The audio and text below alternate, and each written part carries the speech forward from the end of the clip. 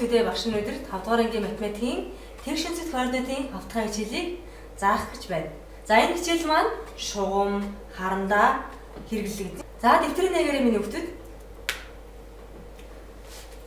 За энэ бичлэгийг үздэцгээе. Аимшиг дайсан тань болно.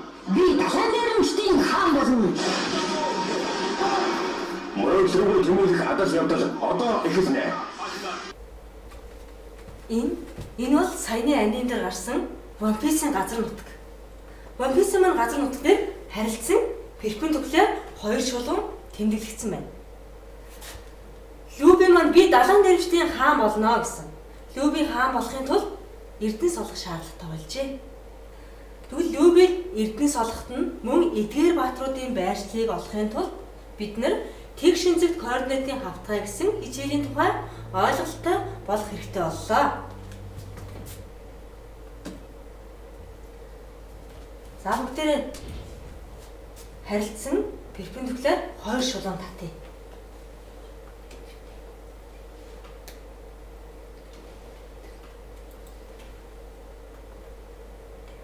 За дэвтэртээ багшаа дагаад зураарай.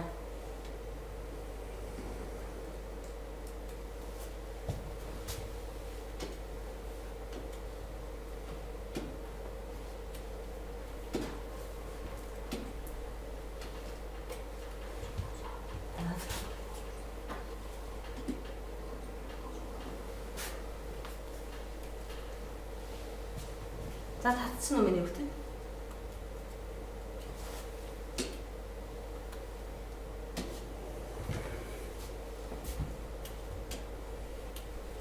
Харилцан перпендикуляр хоёр шулуун татсан. Эдгээр шулуунуудыг тэнхлэг гэж нэрлэе. Хэвтээ тэнхлэгийг нь X харин босоо тэнхлэгийг Y гэж тэмдэглэе.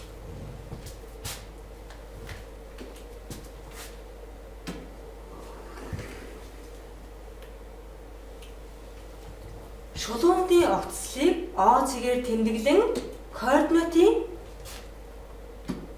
их гэж нэрлэнэ. За хараарай минь бүгд дахиад уншаад тэмдэглээд аваарай. Шулуунуудын огцлыг O цэгээр тэмдэглээд координатын их гэж тэмдэглэе.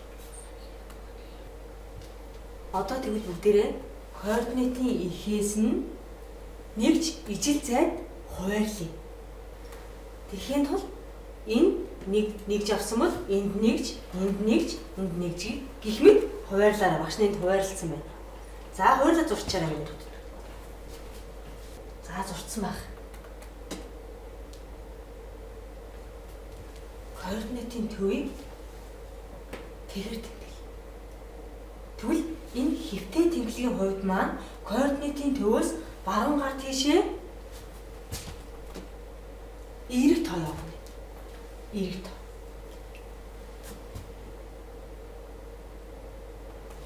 Координатын төвөөс зүүн гар тийшээ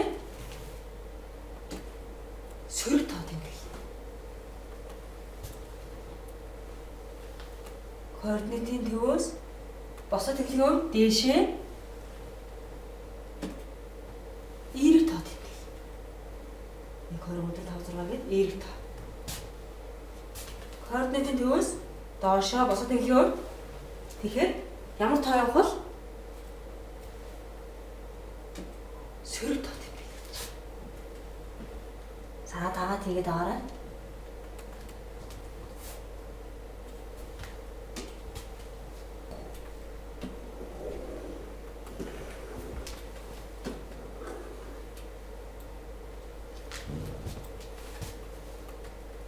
За наашаа анхаарлаа хандуулаарай. Тоолын ихтэй нэгж хэрчимтэй 90 градусаар огтлолцсон хоёр тэнхлэгийг тэг шинжлэхтийн координатын хавтгай гэх нэ. За хараа бүгдээр 90 градусаар огтлолцсон байна уу гэдгийг бүгдээр шалгаж үзье. Тэгэхийн тулд трансфортер хэрэгтэй.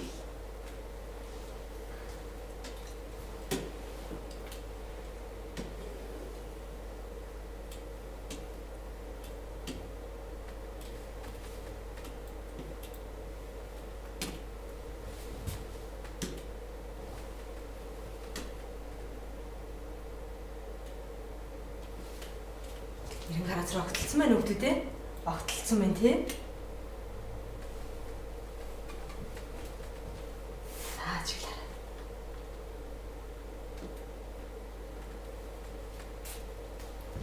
Тэр шинжлэлт координатын хавтгааг маань 4 мөчөд хувааж өгд юм. За тэгвэл 1-р мөч маань энд ажиглаарай.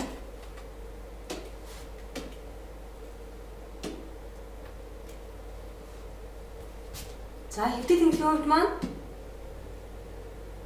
эерэг тав. Тэгвэл босоо тэмдгийн хувьд мөн эерэг тав гэдэг бидний мөчд. Тэгэхдээ мөч маань цагийн зүүнний эсрэг дугаарлагдаж явдаг. Тэгвэл 2-р мөч маань цагийн зүүнний эсрэг гэхээр энд байна тий.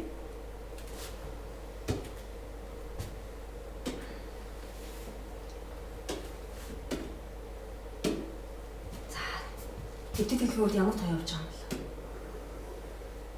Сөрөг тав. Тэгвэл босоо тэмдгийн хувьд эерэг тав 2-р мөч. За 3-р мөч маань энд байна. Ажиглаарай сайн. 3-р мөчид хэвтэ тэмдгийн хувьд ямар тав, босоо тэмдгийн хувьд ямар тав?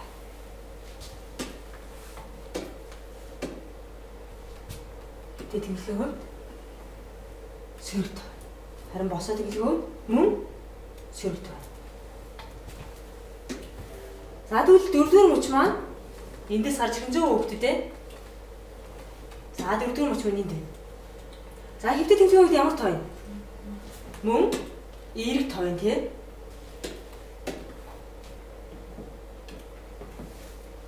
За хэвтэ тэмдгийн хувьд тав. Мөн эерэг тав. Босоо тэмдгийн хувьд харин сөрөг тав. За сайн ажиглаарай минь тэмдэглээд аваарай. 1-р мөч маань эерэг тав, 2-р мөчд маань сөрөг эерэг тав. Харин 3-р мөчд маань сөрөг тав. Харин 4-р мөчд маань эерэг сөрөг гэсэн тав байдаг байна. За сайн ажиглаад тэмдэгтээ тэмдэглэж аваарай.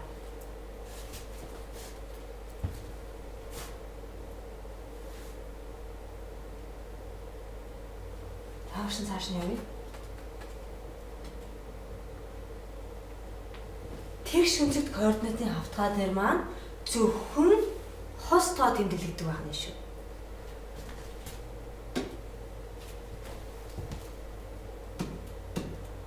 X Y гэсэн хос тоо тэмдэглэг. Тэгэхдээ энэ X Y маань хэвтэ тэмдгийн X тав, босоо тэмдгийн Y тав. Тэгэхдээ хамгийн ихэнд байгаа тоо маань хамгийн ихэж ихэнх тэмдгээс харагдав. Жишээлбэл А цэгийн координат маань 3 4 гэсэн тоо. Тэгвэл хэвтэ тэмдгээс гэж харна гэсэн тийм үү? Тэгвэл хэвтэ тэмдгийн 3 маань энд байна. Хэвтэ тэмдгийн 3. Тэгвэл босоо тэмдгийн дээш нь параллелаар зөөрнө. Нэмэх 3 мөн нэмэх 3 4 гэсэн. За энэ ирлээ. Харин босоо тэмдэглэг маань нэмэх 4. Эдгээр цэгийн огтлолцлыг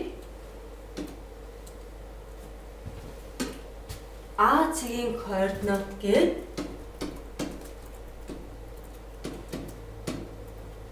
гурав дөрөв гэж тэмдэглэв.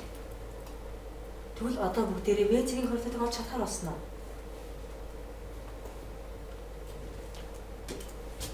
Ажиглаарай минь хөвгтөд.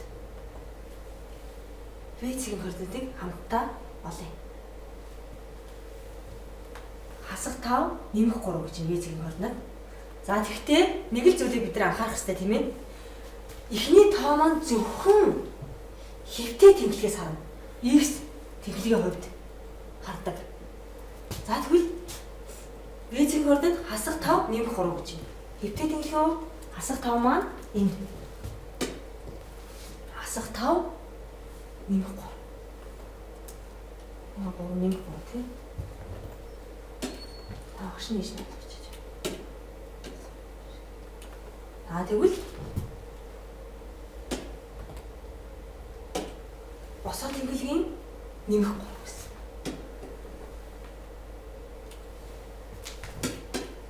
эдгээр цэгийн огтлолцлыг В цэгийн координат буюу хасах 5 нэмэх 3 гэж тэмдэглэх нэ. За минийхэд адилхан хийж чадсан уу? За ажиглаарай.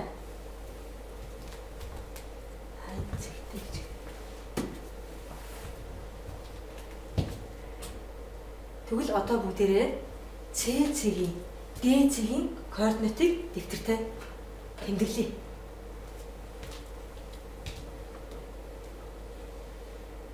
За одоо багштайгаа тулгаарай. Зөв хийсэн нь буруу хийсэн нь дээр шалгая. За C цэгийн координат. Координат маань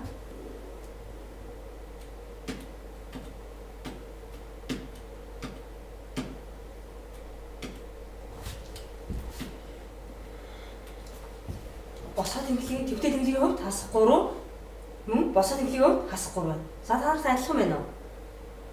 За одоо D цэгийн координатыг харъя.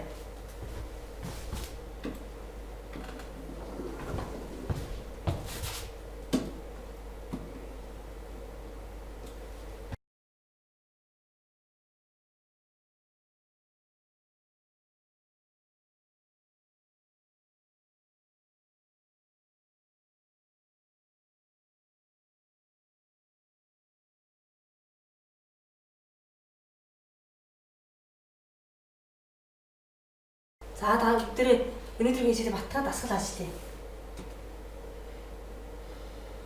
Даалгавар 1. Өгсөн цэг болон координатуудыг харгалзуулан холбоорой гэсэн байна.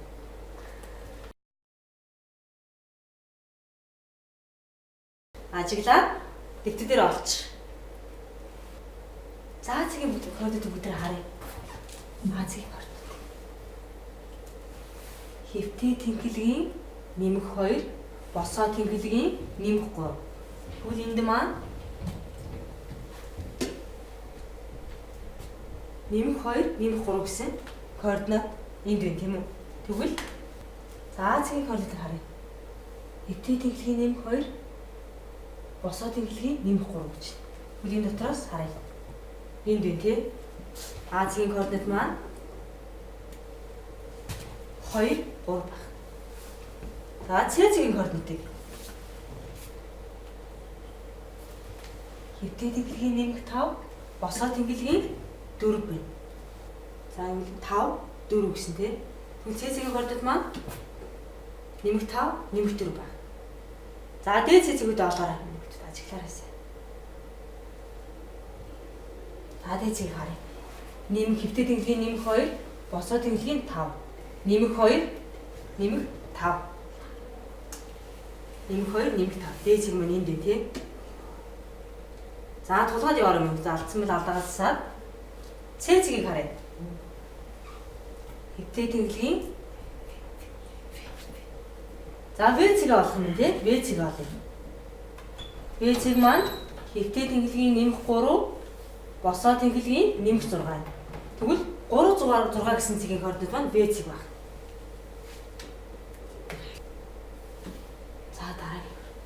За энэ бидний нөгөө саяны One-Piece-ийн газар нутг тий. Бид нар тэгшин координатын тухай ойлголттой болцсон. Тиймээс эдгээрийн эрдэнэс болон байршлалыг нь тогтооё. За энэ хар сахалт нь бидний хамгийн сайн мэддэг. Хар сахалтын байршлалыг тогтооё.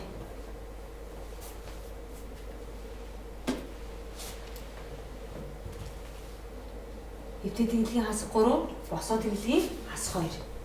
Тэгвэл хар сахалт маань хасах 3 хасах 2 гэсэн координатыг байрлаж байна. За одоо цагаан сахалтын байршлалыг тогтооё. Цагаан сахалт маань хэвтээ тэнхилгийн хасах 5 босоо тэнхилгийн нэмэх 2. Тэгвэл цагаан сахалтын байршил маань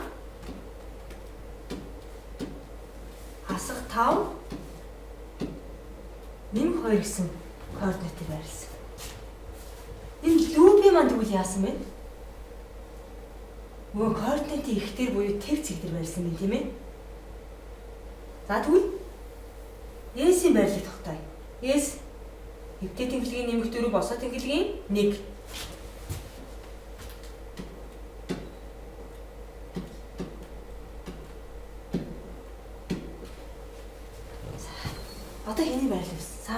тавьчихсан юм тий.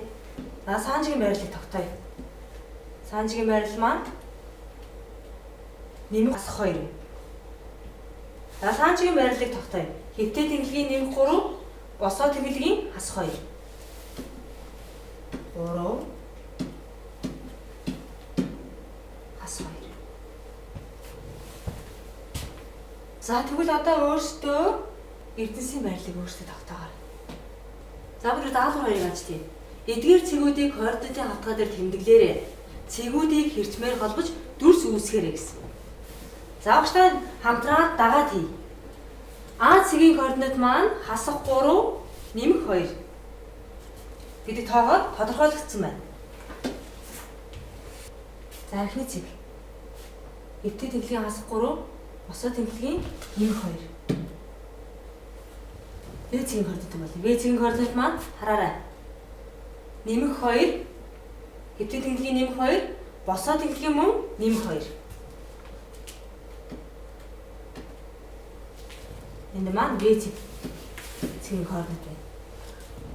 За дараагийн цэгийг ажиглаарай мөн. C цэгийн координат. Хэвтээ тэнглэгийн нэмэх 2, босоо тэнглэгийн хасах 2. Энд байна тий. За дагаад тэгээрэй миний хүүхдүүд. Энэ маань C цэг. За C цэг байна. За D цэгийг бүгдээр олъё.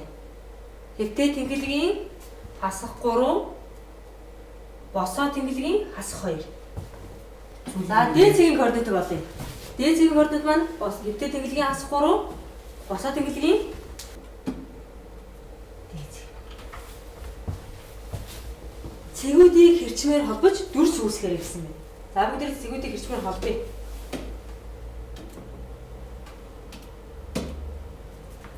А-гаас B цэг рүү холбоё. B-гээс C-гээс D-гээс А цэг рүү. За бүгдээ та нар тэгш үнцэгт үүссэн үү? За тэгш үнцэгт үүссэн бол сайн байна. За энэ маань координат цэгүүдийг зөв холбосон бол тэгш үнцэгт үүссэн байх нь шүү. За дагуулад хараад аваарай. За хүүхдүүдээ мөчөө баттгая. Нэгдүгээр x мөчийн хувьд x тэнглэгийн хувьд ямар тоо байдгийг эндээс олох нь. Нэгдүгээр мөчийн хувьд x тэнглэгийн хувьд эргүү сэргүү, y тэнглэгийн хувьд эргүү сэргүү гэдэг харах юм. Надад харъя эндээс. Нэгдүгээр мөчийн хувьд x нь хасах, y-ийн хасах тоо байдаг гэж. Буруу юм чинь. За сайн ажиглаарай минь. Тэгвэл x нь нэмэх, y-г нь нэмэх тоо байдаг. Зүг. Өө зүг биш. Надад 2 дахь мөч. X нь нэмэх, y-г нь хасах тоо байдаг тийм үү? Буруу байна тий. Тэгвэл ямар тоо авах юм болоо? 2 дахь мөчт маань x-ийн хувьд хасах, y-ийн хувьд нэмэх тоо байна. Өө зүг биш. За 3 дахь мөчийг олъё.